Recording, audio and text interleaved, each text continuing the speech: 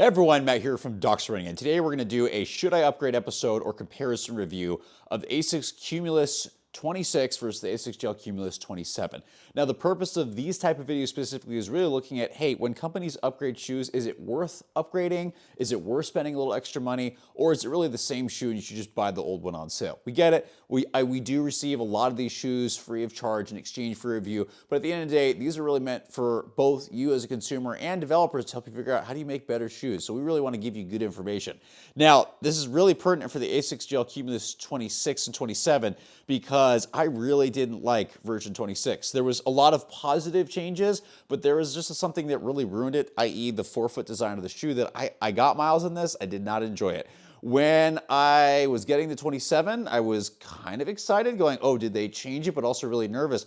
And they made some significant changes. While these shoes are somewhat similar, there's some pretty large changes here that really changed the function of the shoe. So if you really like version 26, version 27 may not work for you. If you really dislike 26, version 27 might actually work really, really well. Outside of that, the shoes have a lot of similarities, just a small difference that I want to talk about and help you decide which one might work better for you. As always, we're going to start out with specs, and I'll actually talk a little bit about biomechanics of the foot and ankle and help you realize why this might work for you or might not. So in version 26, I did these both in my size 10 measurements. So version 26 is coming in at 266 grams or about 9.4 ounces for my size 10. Version 27 is coming in a teeny bit heavier at 272 grams or about 9.6 ounces, so a little bit weight increase.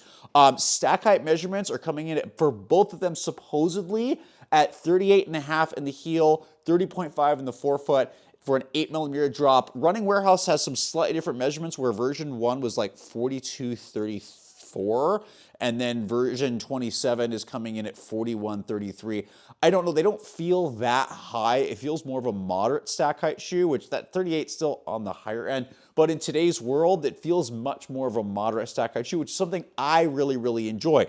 It's nice to have something a little, not lower to the ground, but a little bit more balanced, not super duper soft, not super max cushion. It's just nice to have a pretty solid daily training shoe and a shoe that you can eat miles up. And it's also a really good option for newer runners going, they don't need something super, they just need a shoe to get miles into and get used to running. So really solid shoes on that front. Both shoes have a really, really nice posterolateral heel bevel that's actually improved a little bit in version 27. I like it a little bit more, but again, ASICS is doing much better on heel bevels.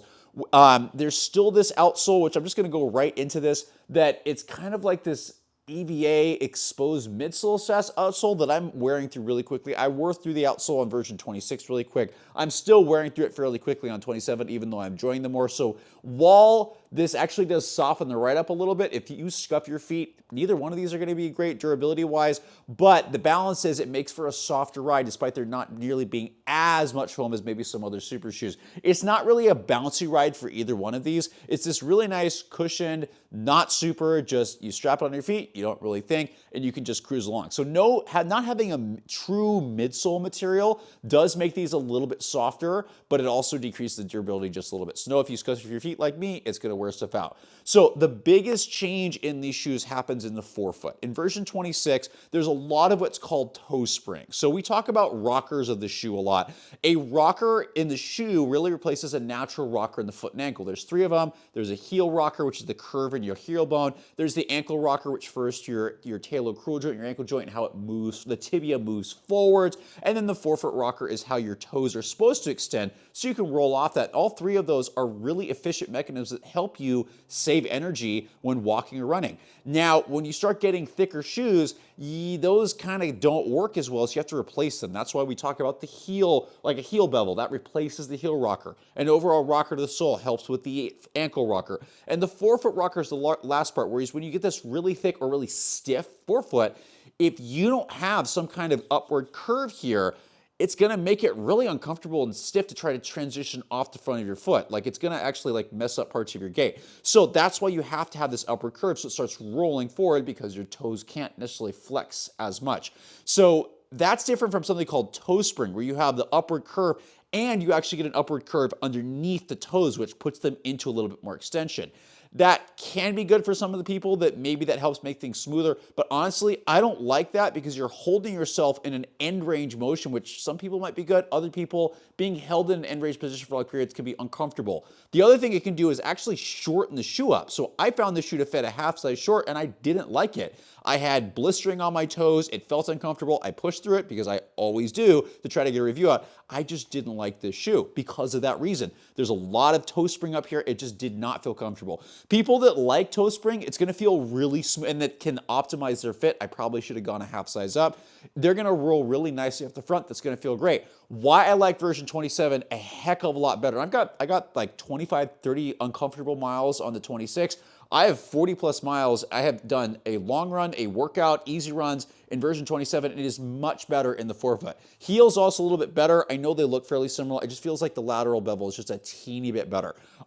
The forefoot is so much better. There is much less, as you can see, toe spring right here, so the toes are not as extended, and there's still a fairly good forefoot rocker, but it's also just, it breaks in a little bit more. And the part of the reason it does that is because if you look at the bottom, version 27 actually has better and deeper flex grooves than version 26. And version 26 didn't really need them because it had such a massive forefoot rocker and toe spring.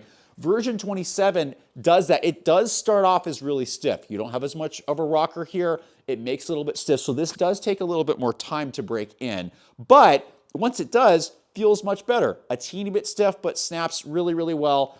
That's where it felt a little bit better for workouts where I really struggle with excessive forefoot rockers to run faster. Not a race shoe, but it's that lighter trainer. Like it is lighter on the neutral training option for a lot of these shoes, so it feels great. So lower toe spring, my toes are in a much more neutral position. It felt way more comfortable, and it felt true to size because they weren't being pushed up and hitting the edge of the shoe. So if you found the size is going to be off on 26, 27 is going to be way better. If you have sensitivities to having your toes held up like that in an extended position with toe spring, 27 is going to be way better. But if you like that, that's gone in 27. So if you liked it, stick with version 26. If you didn't like that, 27 is a much better shoe. Outside of that, the upper is really similar, a little bit softer, a little bit thinner upper in version 27, despite the slightly higher weight, which I didn't really notice the weight difference. I just found this actually to transition a lot better for me, so that's why I ended up using for workouts where I didn't really like that for 26. But I will also say these are also borderline stable neutral shoes. They are technically neutral, but they have really awesome sidewalls in the rear foot, and the midfoot's not too narrow, forefoot's definitely wider, that if you have some like mild guidance needs in the heel, both these are going to work well because of the sidewalls in the rear foot and the really, really nice posterior lateral bevel. But again, some very different biomechanical factors in the forefoot that for those of you sensitive to that, 27 versus 26 might work really, really differently. I personally, as I mentioned, really prefer 27. It just works much better. And yes, I'm a little bit of a biomechanics nerd, and being a physical therapist, I'm probably going to want things to be in a little more neutral position, but there are certain people that might benefit from having their toes extended. I'm not exactly sure who that is.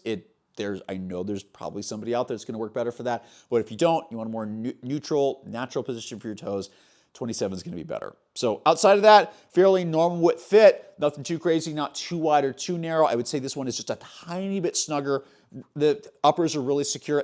Pretty stiff heel counters on both, so people know I talk about that if you have a Haglund deformity, so that may not work. It hasn't bothered me too much, but outside of that, really standard daily neutral training shoes that are really solid. Durability is not the greatest, but if you're just looking for something a little bit softer, moves pretty smoothly, a little bit more rolly and rockered over here, a little more traditional, a little lower, not lower, but these are just really good options regardless of whether you like that forefoot or not, because it's nice to see shoes that are not super max stack height now. And again, good shoe for newer runners, great shoes for those who just want a simple shoe. I'm really enjoying the miles. We'll get a full written review here out really soon. But as always, hope this stuff really helps. Thanks for watching, and let us know in the comments below if you agree or disagree, because again, I'm always looking to start a conversation hoping that this stuff helps.